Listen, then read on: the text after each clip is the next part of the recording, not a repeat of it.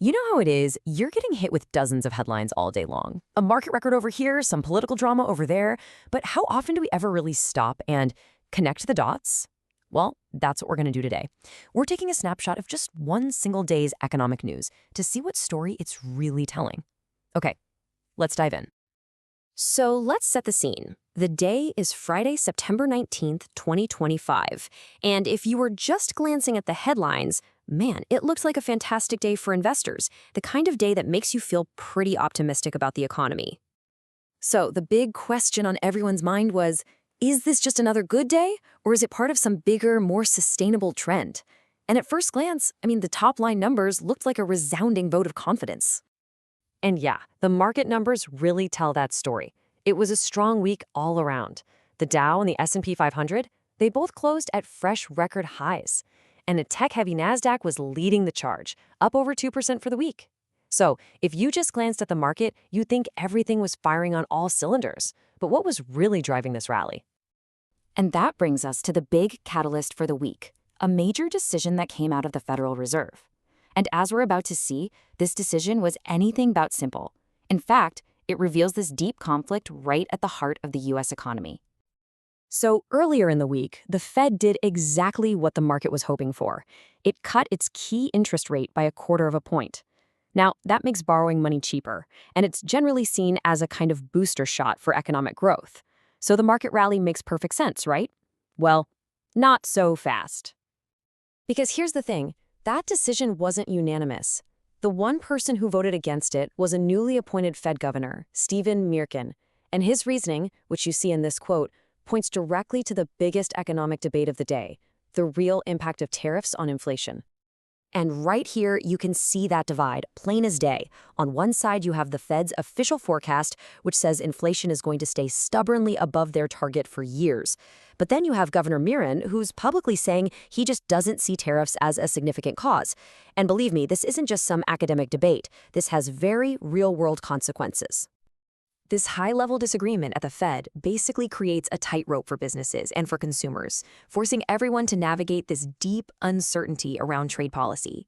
And the impact is hitting all of our wallets in very, very different ways. Just look at this puzzle. On this one Friday, you've got reports that gas prices are expected to fall, which is awesome news for commuters.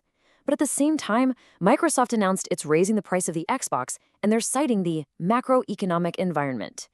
And then you have Apple, a company that's right in the middle of the global supply chain.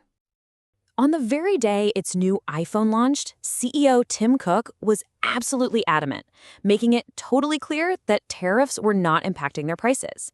Now, Apple's been working hard to shift its supply chain to avoid those extra costs, which shows how a corporate giant can try to navigate the storm. But of course, not every company has Apple's resources. And in stark contrast, check out this quote. This comes from the prospectus of a company that went public on this very same day. Pattern Group, a huge Amazon reseller, is explicitly warning its new investors about the significant uncertainty around trade policy. It just shows that even within the business world, there's absolutely no consensus on how to handle this risk. Speaking of Pattern Group, let's zoom in on the tech sector for a minute. After a bit of a dry spell, the IPO market is roaring back to life, and that's providing a lot of the fuel for that market rally we saw earlier. But you guessed it, even this good news isn't the whole story. On the same Friday, we saw a tale of two very different market debuts. On one hand, you have Pattern Group, which had a fantastic opening, closing up 11%. But then you have StubHub, the ticket reseller, whose stock plunged 10% that day, and it was already down over 20% from its IPO price just 2 days earlier. Pattern's successful IPO valued the company at a hefty $2.5 billion. This shows there's still a massive appetite for investment in e-commerce and tech, but it also shows that investors are getting much more selective. The days of every tech IPO just soaring to the moon are clearly over. The success of a company like Pattern, which lives on these huge online marketplaces, brings us to a much darker, hidden part of this whole economic story. It's a risk that's lurking just beneath the surface of that booming digital economy. Think about it. As we all click buy now on sites like Amazon and Walmart.com, a really critical question comes up. Do we really know who we're buying from? And is the product we're getting even real?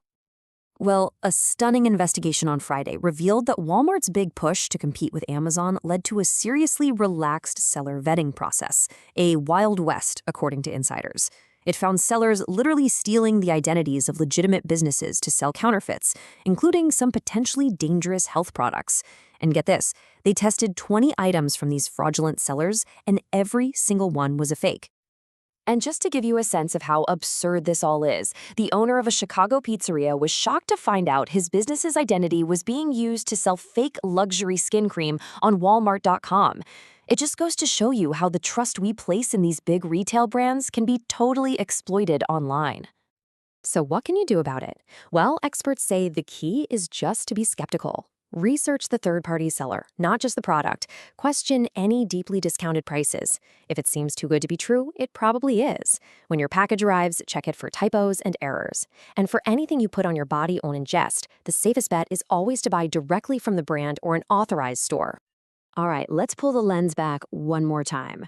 Because all of these economic stories, from the Fed's debate to the counterfeit crackdown, they're all happening inside a much larger and increasingly tense political environment that creates its own kind of risk. This week, a controversy around comments made by late-night host Jimmy Kimmel just escalated at lightning speed. After his monologue on Monday, the chairman of the FCC, that's the government body that regulates broadcasting, publicly suggested that ABC's license could be at risk. Hours later, the network suspended the show indefinitely, and by Friday, the whole thing had become a political firestorm. Senator Ted Cruz even compared the FCC chairman's words to a mafia shakedown from the movie Goodfellas. Now, that's a stark comparison, but it highlights the stakes.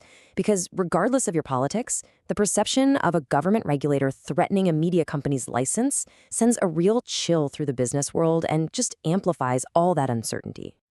So let's bring it all back. We started with a simple, positive headline. Stock markets hit record highs. But as we connected the dots from that single Friday, we uncovered this web of internal conflict at the Fed, deep uncertainty for businesses, hidden dangers in e-commerce, and this intense political pressure. Which leaves us with a final thought. The news will always be full of ups and downs, good reports and bad. But perhaps the biggest risk we face today isn't any single piece of data, but failing to look beyond the headline to understand the full, complex, and deeply interconnected picture. What do you think?